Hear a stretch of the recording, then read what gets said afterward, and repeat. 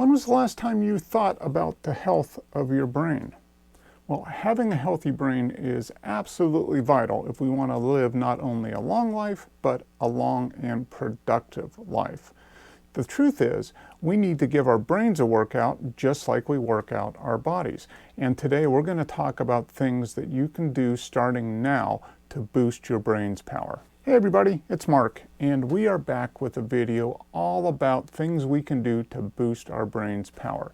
Obviously, our brains are very important to us, and anything we can do to increase its health and resiliency is going to be a big plus when it comes to making it late into life and not only being alive, but also being productive and engaged. So today, we're going to talk specifically about 14 things that are easy to do that you can start right now that will boost your brain's power.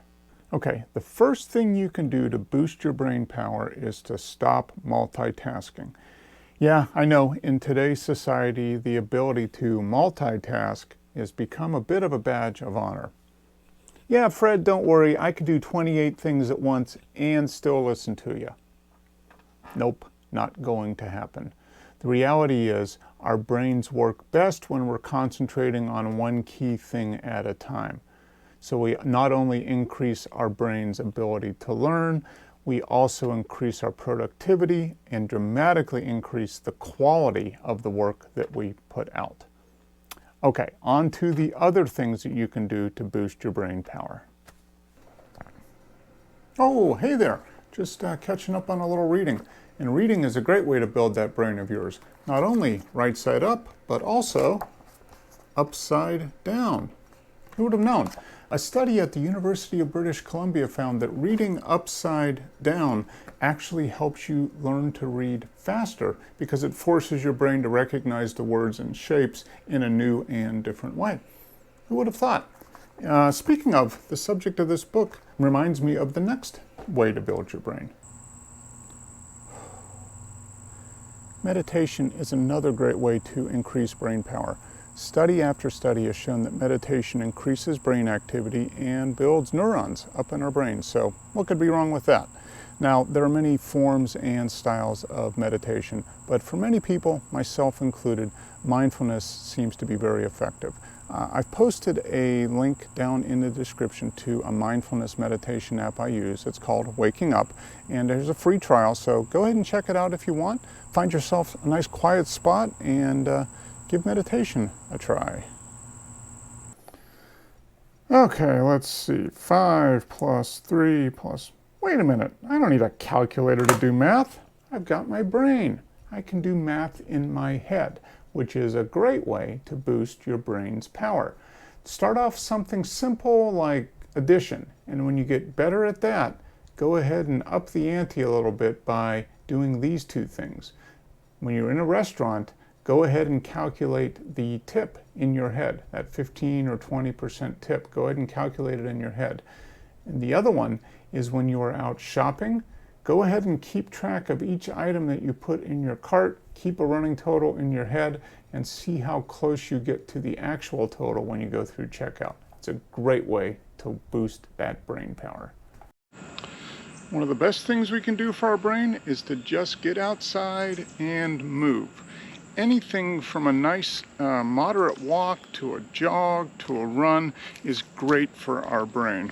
It has to be outside and adapting to the terrain that we're moving over, keep us balanced, and that intentional kind of quicker than a stroll activity adds lots of oxygen flow to our brain, which is a great way to keep it healthy and fit. When you get done with your walk or run for the day, be sure to hydrate. Proper hydration is key to our body's overall health, but is especially important for our brain. Having the right amount of water in our body keeps the brain's electrochemical activity operating at top speed, which is something we want. On the other hand, studies have shown that people who are chronically dehydrated have reduced brain activity and cognition. We don't want that. So to keep hydrated, just drink plain old water. It's usually the best. Start off with that, 6 to 8 glasses a day. And here's a pro tip. To check whether you're properly hydrated or not, look at your pee. If your pee is the color of light straw, you're probably getting enough water. On the other hand, if your pee comes out looking like mellow yellow, time to drink a little bit more.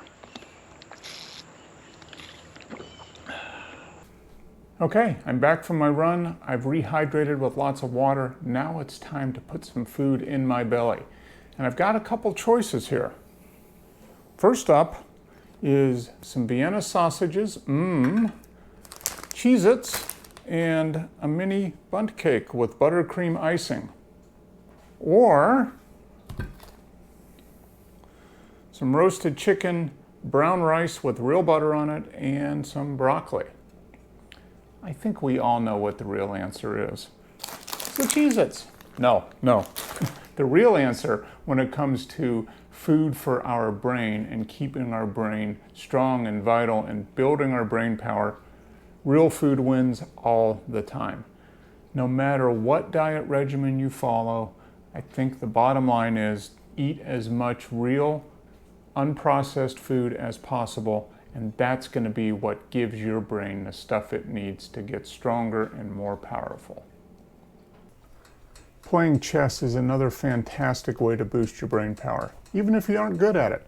Besides being fun to learn and play, chess has been shown to reduce the incidence of cognitive decline, especially as we get older. Another great way to give our brains a challenge is to just mix things up.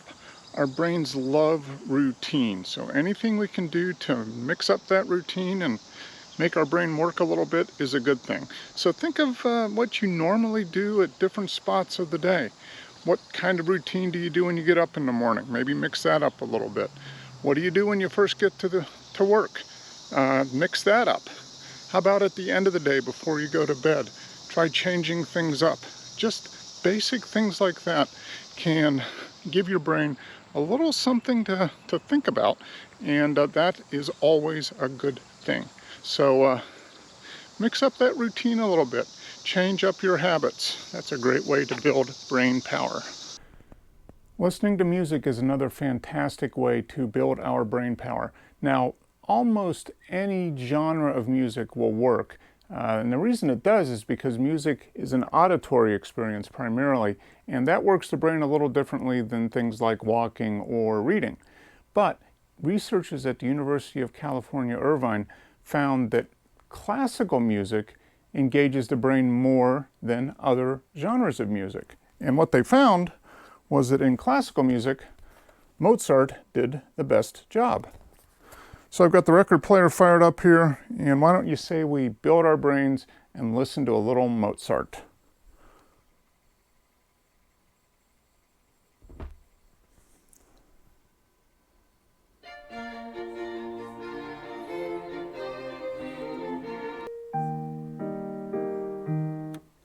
Oh, caught me practicing.